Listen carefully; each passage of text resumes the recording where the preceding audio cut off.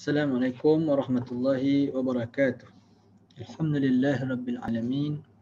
Wassalatu wassalamu ala asyrafil anbiya'i wal mursalin wa ala alihi wa sahbihi ajma'in. Allahumma anfa'na bima 'allamtana wa 'allimna ma yanfa'una wa zidna 'ilma. Qala asy-syaikh الشارح محمد الشربيني الخطيب رحمه الله تعالى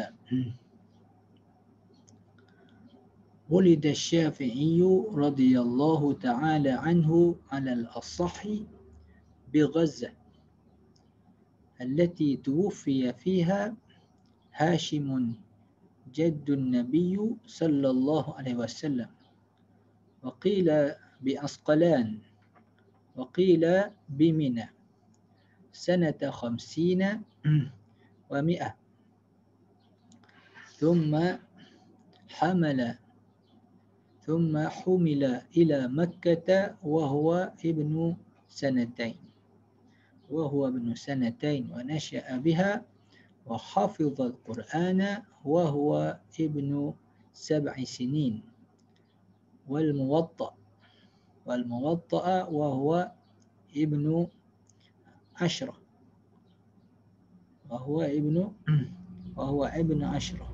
تفقه على مسلم ابن خالد مفتي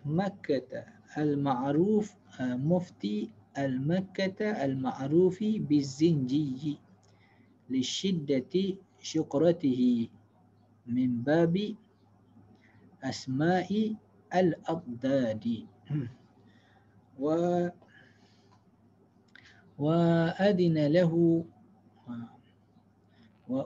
له في الإفتاء وهو ابن 15 سنة مع أنه نشأ يتيما في حجر أمه في قلة من العيش وضيق حال. Nah, kalau kita sempat kita sambung habislah muka surat ni. Okey.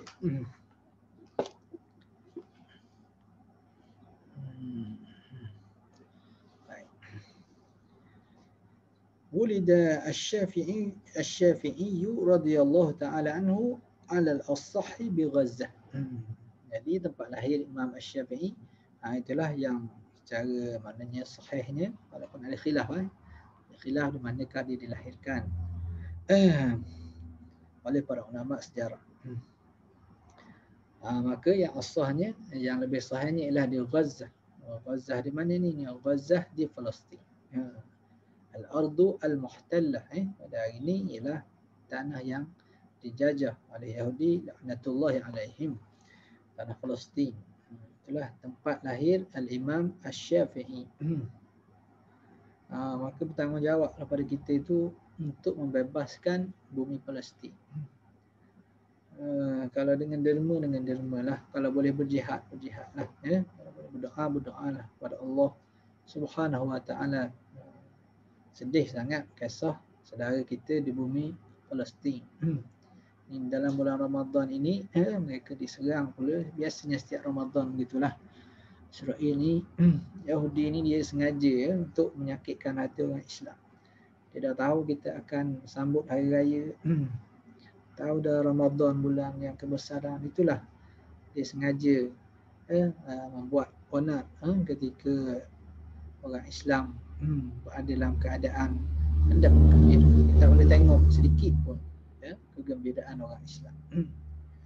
Mudah-mudahan Allah Subhanahu Wa Taala menguatkan pemimpin-pemimpin Islam untuk memimpin membebaskan bumi Palestin. Mudah-mudahan akan timbul Salahuddin Al-Ayyubi yang baru.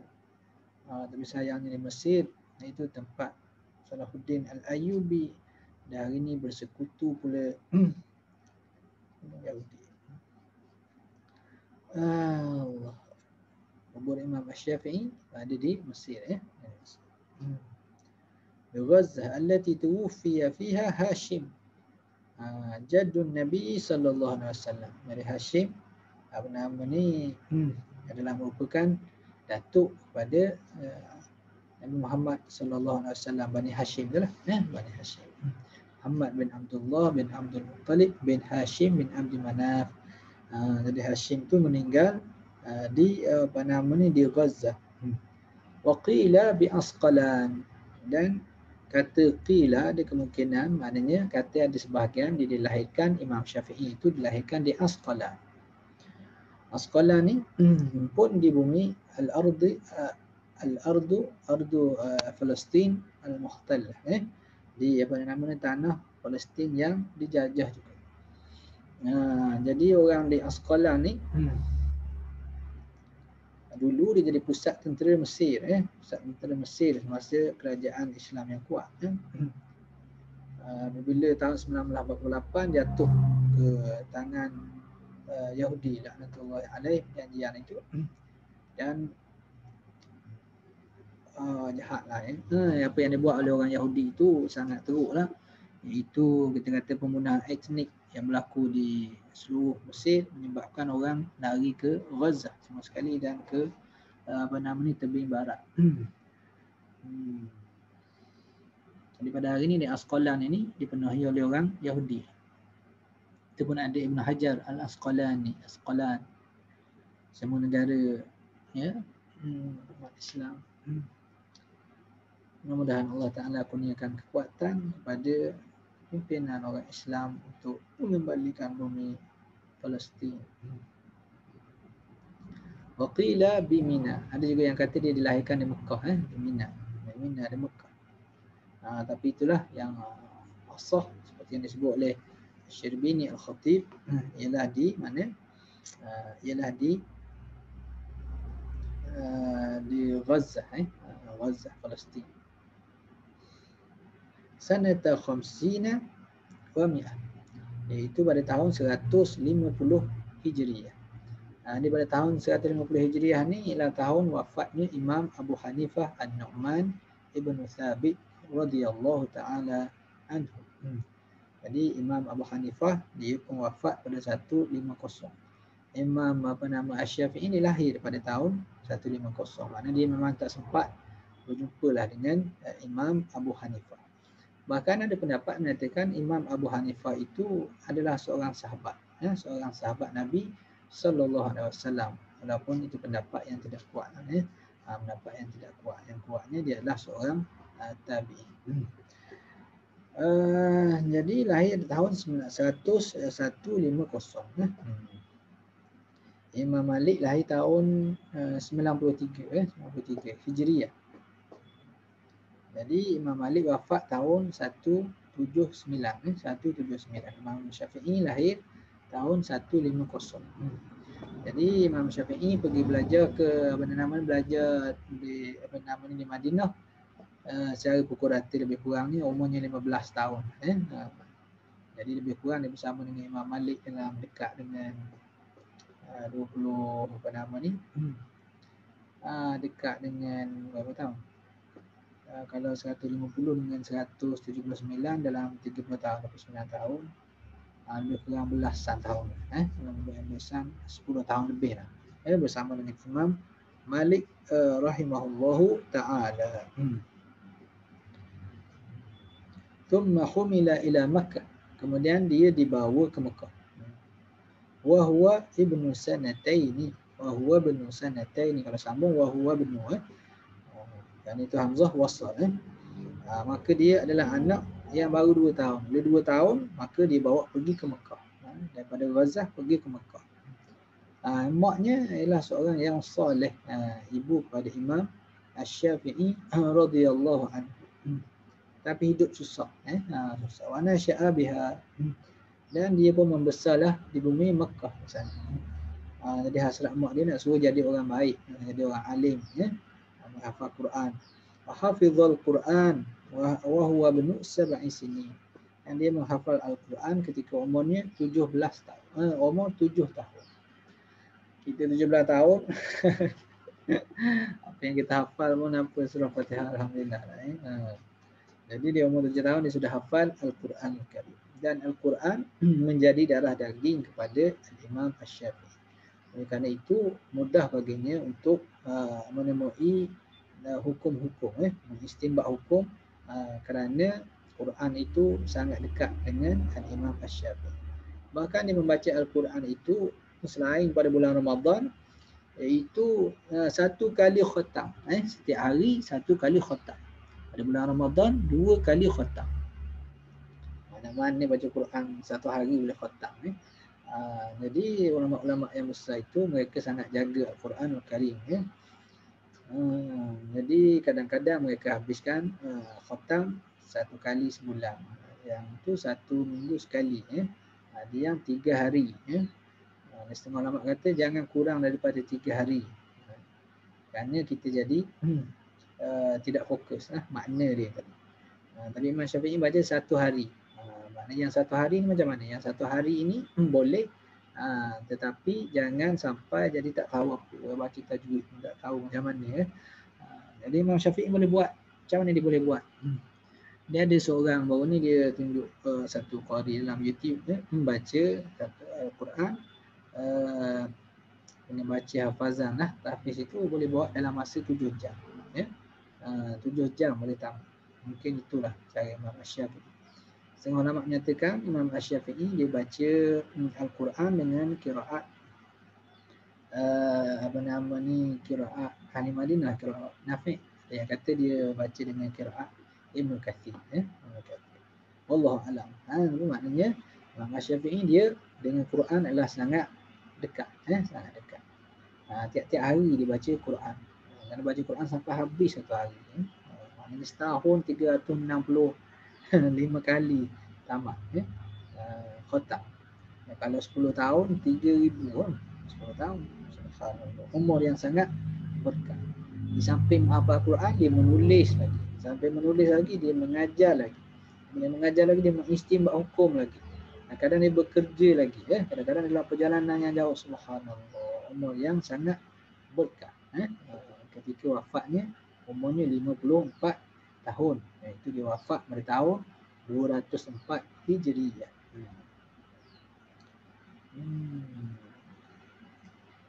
Wal Muwatta'a wa huwa Ibnu Ashraf. Jadi dia hafal kitab Muwatta', hadis Muwatta'. Hadis Muwatta' dia hafal ketika umurnya 10 tahun.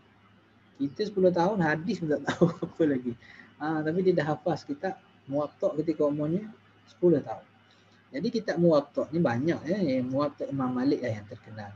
Al-Muwatta'at itu satu istilah dalam ilmu hadis. Jadi Muwatta' Imam Malik lah yang paling terkenal.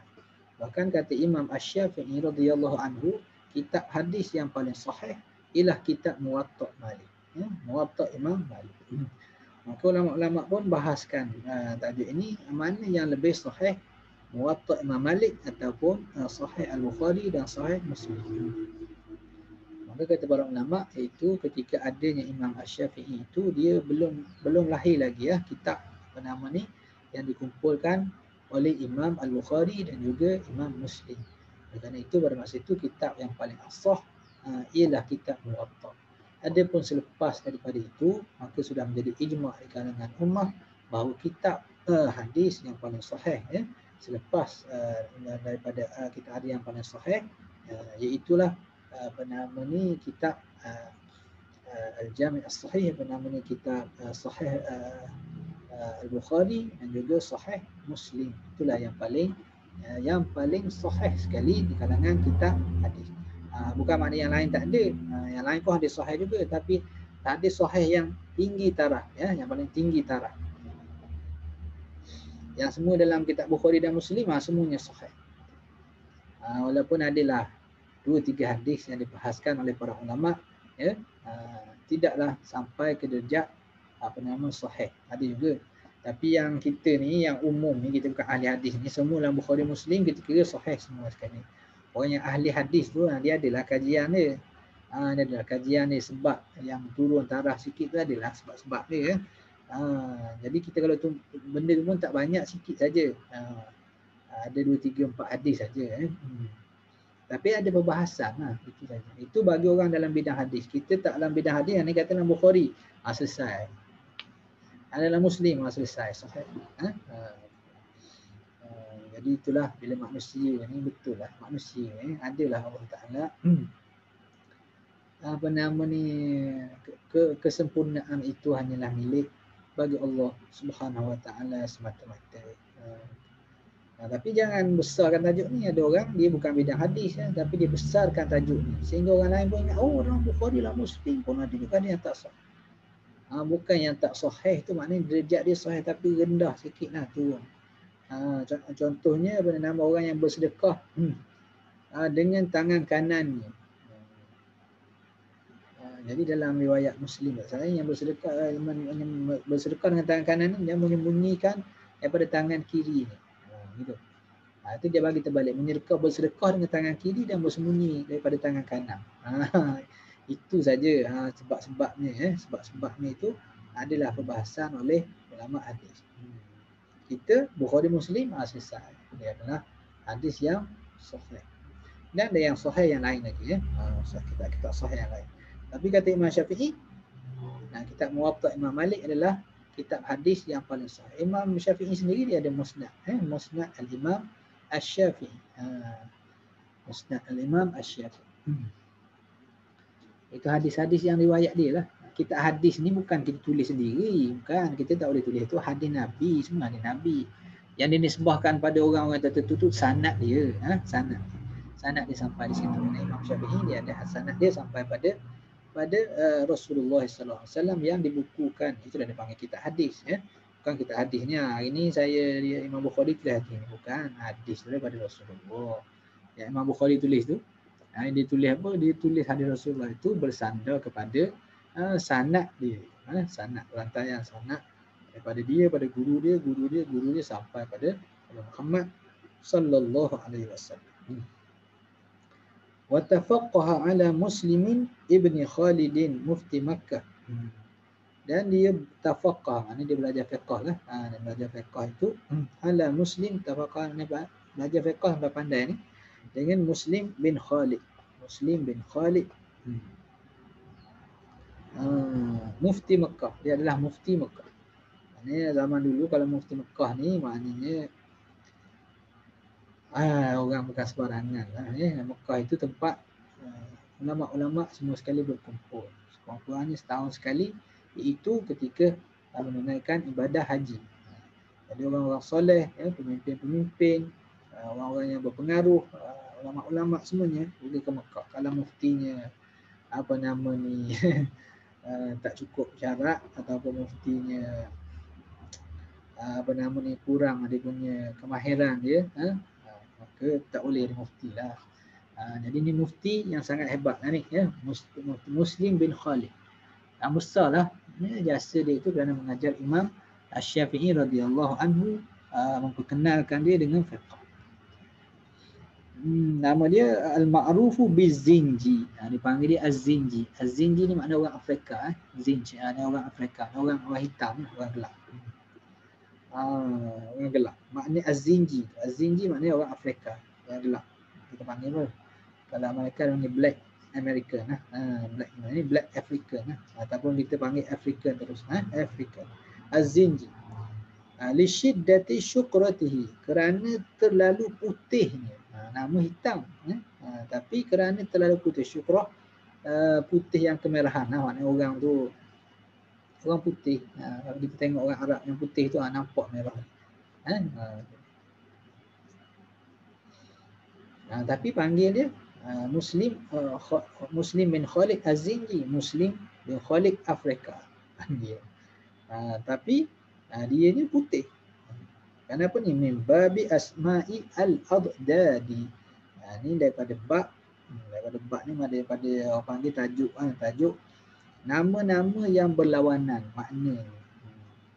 Orang Arab ni ada lah gitu. Jadi dia sebut nama hitam itu maksudnya baik. Gitu. Oh jahat kata. Ni jahat semua, jahat bahasa orang Terengganu. Padahal nak kata baik. Nak kata baik. Nama ni orang belanja, makan. Kita pun nak belanja lah kawan-kawan ramai. Tiba-tiba ada dah orang lain belanja. Oh jahat kamu, jahatmu. Dan dia dulu. Sempat dia dulu. Jahat itu bukan untuk menunjukkan jahat sungguh. Jahat itu maknanya baik. Maknanya terlalu baik. Terlalu baik. Kau ni terlalu baik sampai tak sempat aku belanja, kau belanja dulu. Tu panggil jahat. Susah juga nak terang ya. Tapi dalam bahasa Arab ni banyak nama seperti itu yang berlawanan. Dia tu putih. Dia tu putih, tapi oleh kerana putih sangat maka panggil hitam. Panggil Afrika Afrika. Jadi itulah nama Muslim bin Khalid Az-Zinji dia putih dia. Okey. Wa udhina lahu fil ifta'i wa huwa banu 15 sanah. Jadi nombor apa? Nombor 11 nombor 13. Nombor 11 hingga nombor 19. Nombor 11 ni dia apa nama ni, dia adalah mabni mabni pada dua perkataan tu. 12. Belas itu asyara tu, belas. Asyara tu belas. Dan nombor sebelumnya tu khamsah. Dia adalah mabni. Jadi dia akan baris atas lah. Walaupun dia jadi mudhafun ilaih di sini. Mudhafun ilaih. Jadi wa huwa banu 15 sanatan. Jadi pada nama ni antara nombor berapa? Nombor 10 sehingga nombor 99. Maka sanatan jadi apa tu? Ni dipanggil tamyiz tamyiz al-adad tamyiz al-adad sanatan. Maksudlah wa huwa banu 15 sanatan. Diizinkan bagi Imam Asy-Syafi'i tadi untuk beri fatwa. Beri fatwa ni maknanya orang boleh tanya dia dan dia boleh bagi tahu ni begini jawapan ni kau kena buat begini. Yang ni sah, yang ni tak sah. Yang ni cara ni selesai zakat, yang ni tak selesai. Yang ni kena qada dulu. Yang ni begini. Itu dia bagi orang tanya dia pun jawab. Di zaman dulu tanya boleh tanya direct begini dan boleh tanya soalan tulis. Dan mufti pun kadang-kadang ditulis jawapan. Ditulis jawapan. Jadi jawab dan tanya ni dibenarkan Jadi kalau orang apa nama ni tak cukup syarat tadi, tidak diberi keizinan, ini panggil tauliah ni bila tak diberi keizinan tadi maknanya tak cukup syarat untuk mengelakkan daripada ada orang yang mendakwa dia orang alim untuk dipuji, untuk dapat kelebihan sedangkan tak tahu. Jadi dia menyesatkan orang dan ini menyusahkan orang dan ini menjadi satu bala pada agama dan kepada umat. Oleh kerana itu digalakkan maknanya ada akuan untuk dia ni boleh beri fatwa. Tapi akuan beri fatwa ni umur muda lagi ni, 15 tahun. Itu dikatakan genius. Imam Asy-Syafi'i seorang yang sangat genius. Dengan kedudukan di Mekah, orang ramai orang alim semua sekali tu, tapi dia boleh memberi fatwa. Boleh memberi fatwa ketika umurnya 15 tahun. Mereka umurnya 15 tahun.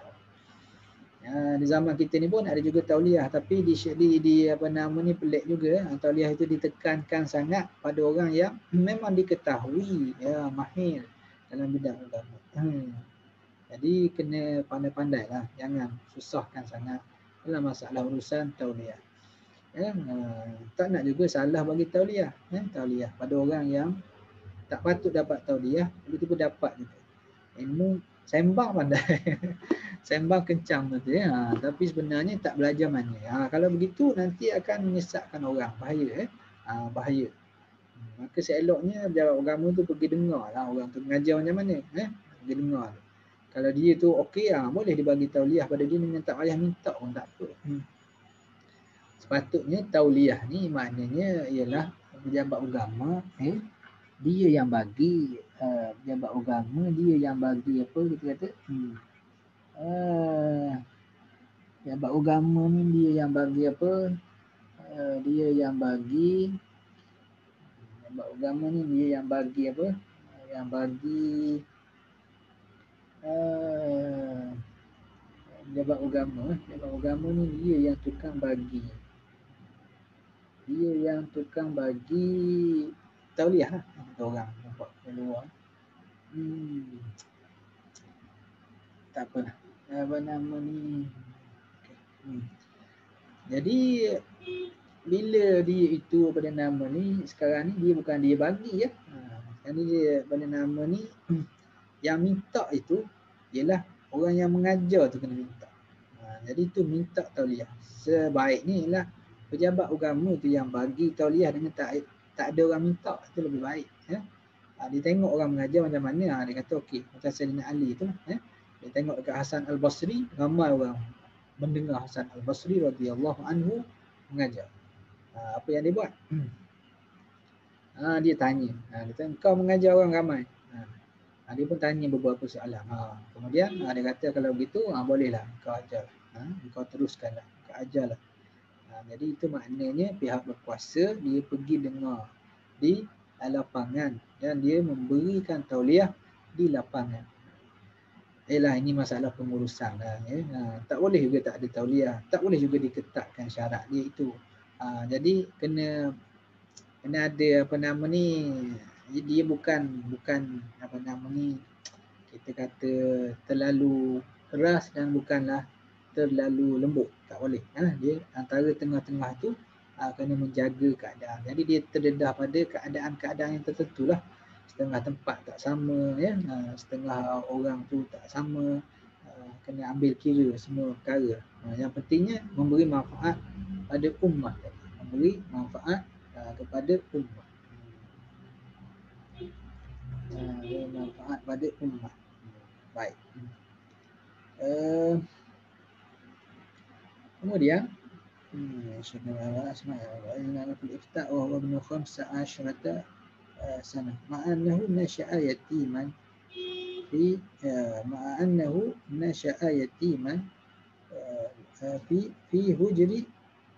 هجر أمه في قلة من العيش وضيق الحال.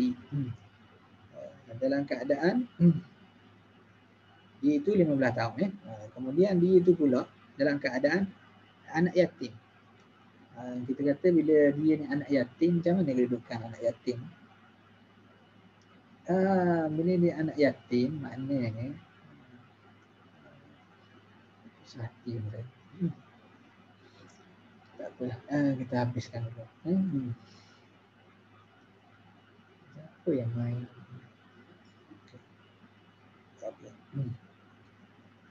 Jadi anak yatim. Bila anak yatim ni apa masalahnya? Masalahnya ialah tidak ada bapa. Pada zaman dahulu biasanya bila yatim miskin. Tapi tidak semestinya yatim miskin. Tapi kebanyakan bila anak yatim dah tak ada ayah, terutama pada zaman tu pula ada mak saja. Nak kerja banyak jenis yang laki-laki yang buat. Oleh kerana itu susahlah, susah nak dapat waktu, kena tolong mak, kena apa semua sekali. Tapi dia boleh ketika umur 15 tahun dia boleh beri fatwa. Itu apa namanya, nasya yatiman fi hujri ummihi fi qillati minal aishi, dalam keadaan sedikit daripada kehidupan, maknanya kesempitan hidup lah. Wa dhaiqi halin, dalam keadaan sempit, hal keadaannya sempit. Hal keadaan sempit, mana hal keadaan sempit? Maknanya susah lah. Itu dengan makna sama lah lupa. Dengan makna sama. Qillatin minal aishi wa dhaiqi halin. Wa kana maknanya hebat, orang yang tak cukup, banyak benda yang tak cukup tapi dalam masa yang sama masih lagi dapat membuat pencapaian yang hebat. Masa tak ada, duit tak ada, tumpuan apa nama ni, tokoh-tokoh yang tertentu tak ada, tapi dia boleh buat. Itu menunjukkan kuatnya semangat di samping taufik yang Allah Subhanahu wa taala berikan kepada. Wa kana fi sibahu yujalisul ulama, dan adalah dia, yakni Imam Asy-Syafi'i itu isim kanan dia adalah dhamir mustatirun taqdiruhu huwa ya'udu ila al-Imam Asy-Syafi'i. Wa kana, dan adalah dia, yakni Imam Syafi'i itu fi sibahu, pada ketika budaknya, yujalisul ulama, ketika dia budak dia duduk bersama dengan para ulama, orang mendengar belajar bersama dengan para ulama. Bukan duduk saja dengan jalasan yang maknanya duduk belajar lah. Kita masa kecil kita sibuk main game. Sibuk zaman, kalau zaman saya dulu main macam-macam lah, main telur botol ada, main gambar lah, macam-macam kesek lah. Itu ketika budak-budak Jadi dia ketika budak ni, ketika Sibah, ketika budak dia buat apa ni? Dia bersama dengan para ulama. Kita kalau mak ayah suruh pun kita pun cari helah sajalah nak balik awal Tapi dia suka. Allah Ta'ala pilih dia. Wa yaktubu ma yastafidu fil idhami wa nahwihi. Wa nahwiha.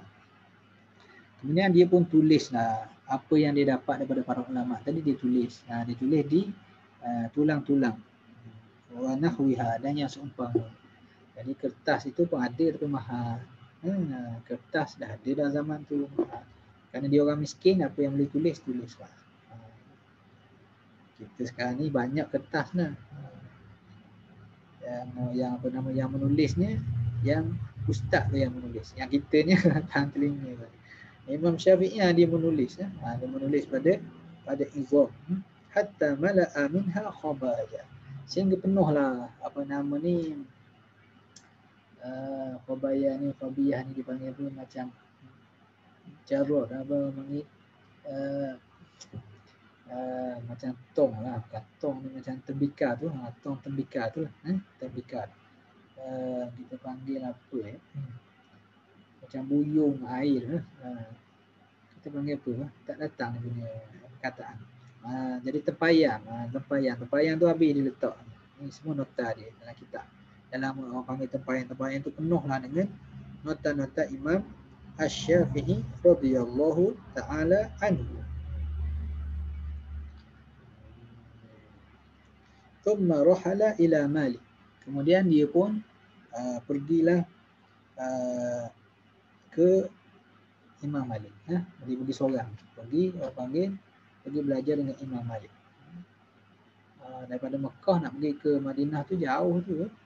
Zaman dulu, zaman sekarang pun jauh. Kalau naik bas tu lama. Zaman dulu lagi lama lah. Lama dia pergi. Bil Madinah. Di Madinah. Adalah kisah dia belajar dengan Imam Malik. Macam mana mula-mula semua sekali. Adalah kisah dia.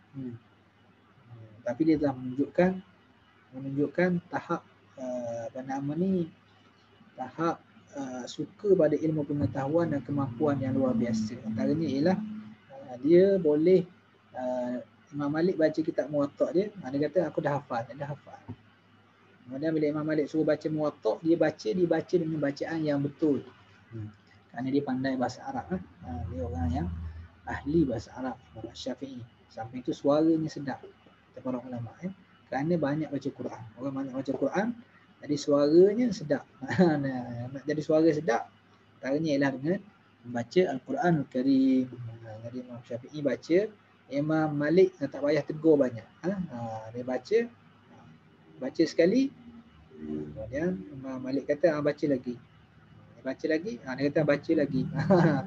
Jadi itu maknanya anak murid yang hebat. Murid yang hebat diakui oleh gurunya Imam Malik rahimahullah ta'ala. Dibenarkan berfatwa tadi oleh siapa tu? Oleh Muslim lah, oleh Muslim bin Khalid. Dia yang kata dia benarkan itu, yang tukang mengizinkan dia berfatwa itu ialah Imam Malik sendiri. Tapi itu jauh sikit lah yang kata Imam Malik membenarkan dia berfatwa itu, kerana Imam Malik pun tak kenal lagi dia. Kalau ikut cerita, dia pergi jumpa dengan Imam Malik rahimahullahu ta'ala. Tapi yang lebih sesuai ni ialah Muslim bin Khalid tu. Kemudian hatta mala minha thumma rahala ila Malik bil Madinah wa lazamahu muddatan. Maka dia duduk dengan Imam Malik, ni terkenal lah. Dia guru dia yang besarnya ialah Imam Malik rahimahullah ta'ala. Lama dia duduk dengan Imam Malik tu. Jadi macam kita kata tadi lah, Imam Malik meninggal dunia pada tahun 179. Imam Syafi'i lahir 150. Jadi ada tempoh itu 29 tahun. Jadi kalau tolak 15, maknanya lebih kurang dalam 14 tahun. 14 tahun. Jadi maknanya belas tahun lah. Dia bersama dengan Imam Malik rahimahullah ta'ala. Dan sangat tinggi adabnya dengan Imam Malik. Dan Imam Malik pun beradab dengan Imam Asy-Syafi'i. Dan sangat menyayangi Imam Asy-Syafi'i radhiyallahu anhu, memberikan hadiah-hadiah kepada Imam Asy-Syafi'i. Thumma qadima Baghdad. Kemudian dia pun datang ke Baghdad. Pergilah ke Baghdad. Baghdad ni pun dia ada lah sejarah Baghdad. Baghdad ni lebih kurang ni Madinah yang bulat kan. Ni pada zaman Abu Ja'far Al-Mansur. Abu Ja'far Al-Mansur. Pada hari ni sedih lah Baghdad. Jadi jatuh di tangan Hulagu sekali. Lagi jatuh di tangan Amerika. Yang kedua adalah lebih teruk daripada yang pertama. Sampai pada hari ini peperangan di dunia Islam lepas daripada perang perang Teluk itu kesannya sampai pada hari ini tak selesai lagi. Sampai melarat ke Syria semua sekali kawasan yang tidak stabil. Inna lillahi wa inna ilaihi raji'un. Mudah-mudahan Allah Ta'ala menguatkan orang Islam, membaiki apa-apa yang kurang, banyaknya dosa-dosa kita, banyaknya kelemahan-kelemahan kita, sampai kota keagungan orang Islam ini pun akhirnya jatuh dan berlaku kekacauan yang dahsyat. Tidak menjadi tempat kekuatan lagi kepada orang Islam. Sanata 95 wa 100. Jadi dia pergi ke Baghdad pada tahun 195. Fa aqama biha sanatain, maka dia duduk di Baghdad itu selama 2 tahun. Jadi 195 Hijriah umur dia 45 tahun lah.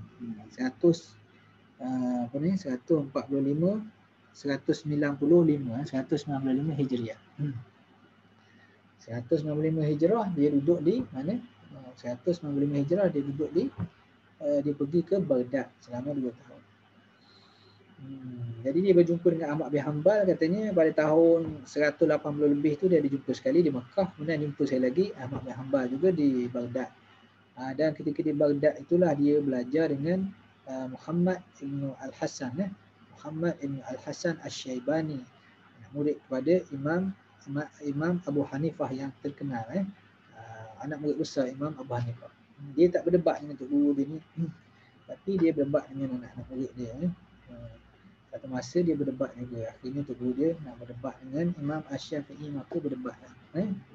Maknanya dia sangat jaga adab dengan guru. Itulah maknanya dari segi kedudukan ilmu, walaupun asalnya Imam Syafi'i adalah anak murid pada Imam Muhammad, tapi dia sampai satu masa dia sampai satu level, itu sama-sama mujtahid mutlak. Tapi Imam Syafi'i sangat menghormati Muhammad Syaibani. Dia tidak berdebat dan tidak, makna kalau dia kata imam dia kata gitu walaupun dia tak setuju pun dia diam dululah. Tapi dalam majlis yang lain bersama dengan anak murid imam dia, dia pun bagilah pendapat dia. Itulah kata para ulama. Ini halus halus adab para ulama, orang yang tinggi keilmuan dia, orang yang takut kepada Allah Subhanahu Wa Taala dan tidak membesarkan dirinya sendiri untuk kepentingan peribadi. Faqama biha sanatain. Setengahnya maknanya dia pergi ke Yaman dulu, kemudian ada kes di sana, kemudian dia diadukan dia sebagai golongan Alawiyin. Zaman tu kerajaan Bani Abbas, jadi Bani Abbas dia lawan dengan golongan Alawiyin. Jadi Imam Syafi'i ni orang dengki dengan dia adalah sebab semua sekali ada kisah dia lah Imam Syafi'i ni, akhirnya dia diadu domba, maknanya dia difitnah orang, nyatakan dia penyokong. Kalau kita penyokong pembangkang, tak boleh apa, itu penyokong pembangkang zaman dulu maknanya kena perang lah. Jadi dia kata ini golongan Alawi, orang pemberontak. Maka dibawa ke Baghdad, berjumpa dengan Harun Ar-Rasyid. Harun Ar-Rasyid hendak menjatuhkan hukuman pada Imam Asy-Syafi'i, tetapi antara yang menyokongnya ialah Imam Muhammad Asy-Syaibani, Muhammad Ibn Hasan Asy-Syaibani. Dia beri kata-kata sikit, maka Imam Khalifah Harun Ar-Rasyid dengar kata dia lah, keselamatlah Imam Asy-Syafi'i, selamat Imam Asy-Syafi'i yang ditakdirkan untuk menjadi orang yang lebih besar selepas daripada itu. Kemudian Fa'aqama sanatan wajtama'a alaihi ulama'uha. Dan berkumpullah di sana, dan berkumpullah ke atasnya, maknanya berkumpul di sisi Imam Asy-Syafi'i itu oleh siapa? Ulama'uha. Ulama mana? Ulama Baghdad ni. Ulama Baghdad ni ramai ulama-ulama besar sana. Bila Imam Asy-Syafi'i datang sana, semua orang pergi berkumpul dekat dia. Waraja'a katsirun minhum an madhahiba kanu 'alaiha ila madhhabi. Dan banyak juga yang tukar mazhab, tukar pandangan selepas daripada belajar dengan Imam Asy-Syafi'i, menunjukkan dalilnya yang kuat. Dalilnya yang kuat, orangnya yang luar biasa. Jadi orang puas hati dengan cara pendalilan, dengan cara dia menunjukkan dalil, cara wajhul istidlal dia dan semua sekali, dan cara dia debat dengan yang lain. Itu apa nama difaham dengan cara yang seperti itu. Okey. Jadi sampai situ dulu lah. Sampai situ dulu, nanti kita sambung. Ingat sempat habis, tak sempat lagi habis. Kita sambung semula insya-Allah. Allah manfa'na bil ilmi wa zayyinna bil hilmi wa jammilna bil afiyah wa akrimna bit taqwa wa sallallahu ala sayidina Muhammadin wa ala alihi wa sahbihi wa baraka wasallam.